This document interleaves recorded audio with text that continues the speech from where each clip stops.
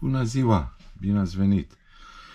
Well, the book I'd like to talk about today is called Schweigeminute by Siegfried Lenz. Now, why did I buy this book? Well, because of the cover, probably. I used to have a house in France in a previous life, near Surville on the Cotentin Peninsula, overlooking Jersey, the island of Jersey.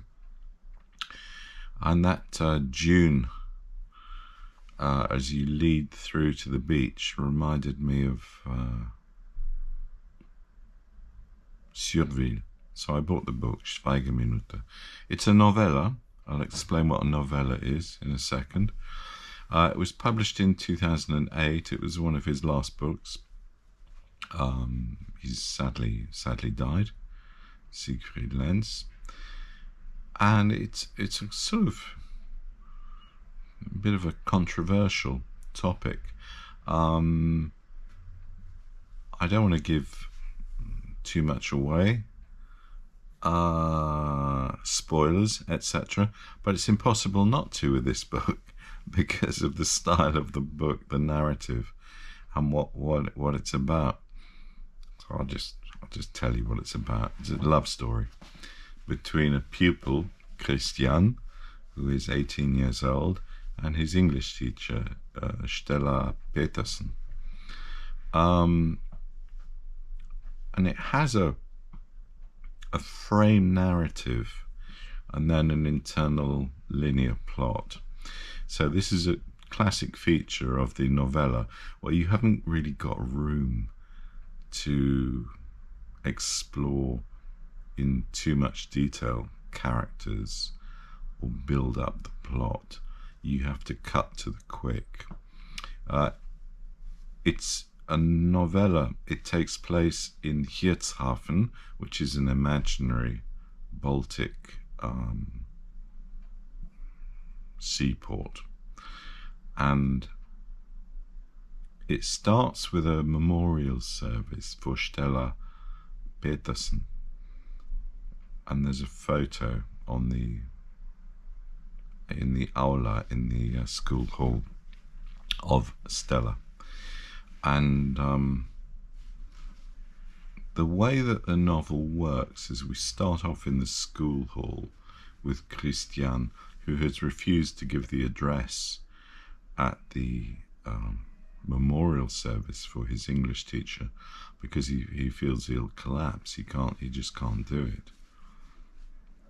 And then it works as a flashback or analepsis, as we would say.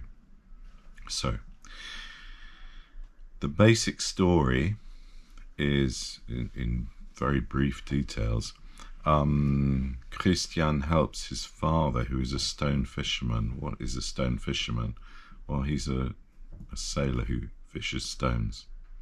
Why would you fish stones? Because he's building a breakwater for the town of, or the village of Hirtshafen. One day, his English teacher says, can she come out with them to see what happens?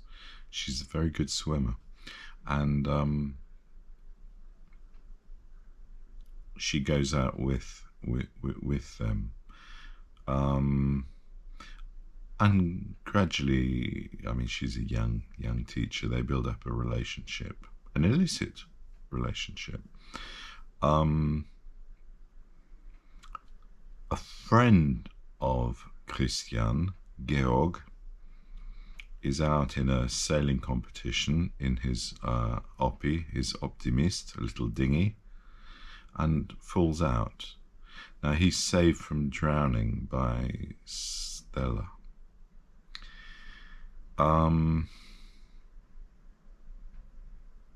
They go on a visit on the boat.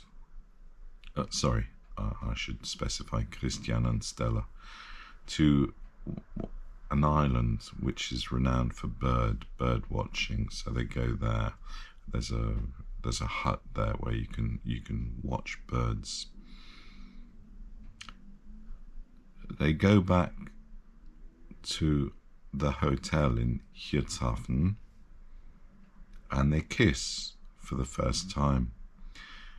Now there's a memory here of Christian, which is of the pillow on the bed, because it's symbolic. It only has one imprint of their heads together, which shows their unity.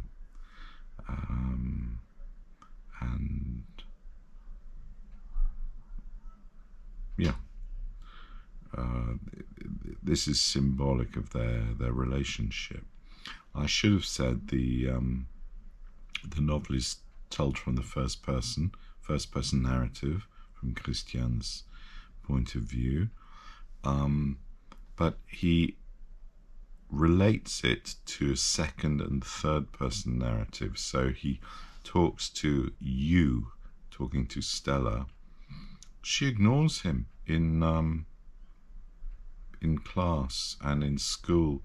So in effect, she's two people. She's a teacher and a lover, and she becomes a lover on a beach. There is the one moment of intimacy between the two of them. But at school, she somehow manages to separate that, and he's very confused by this and disturbed by this, because she is his teacher and his lover.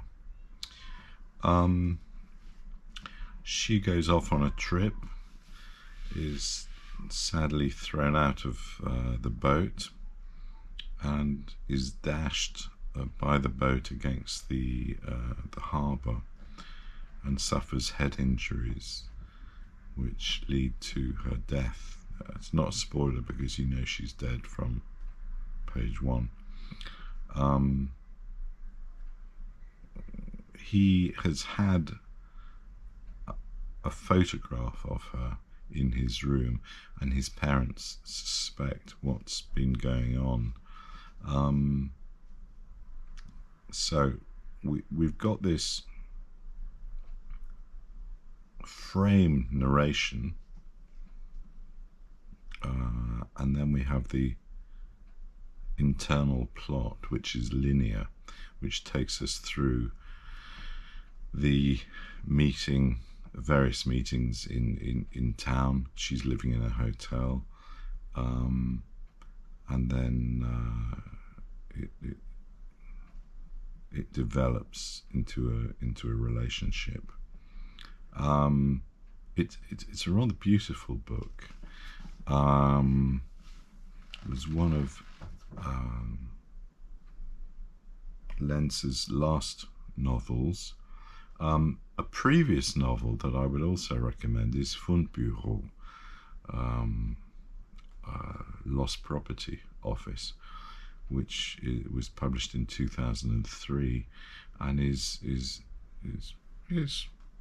whimsical. I would say whimsical. It's about racism, effectively, and it's a very interesting novel. It's a big novel, and it's fascinating, and it's about someone finding himself, which is kind of a spin on the title Fundbüro. If you haven't read anything, I don't know if this is published in English. I saw it, I bought it, I taught it. Schweigeminute, Minute of Silence, and of course this refers to the memorial service, the Minute of Silence that is observed for this teacher who's tragically died in an accident in the harbour. So I think it's short, it's interesting. The structure of the novella means concentration on the essentials of character. You haven't got room for too much plotting. So you cut to the quick, you cut to the chase, and this is what Lenz does so very well. So I can really recommend. It's a great read. It's a very moving book. If you can find it in translation, if you don't speak German, then good luck. You'll enjoy it. But that's Schweigeminute by Siegfried Lenz.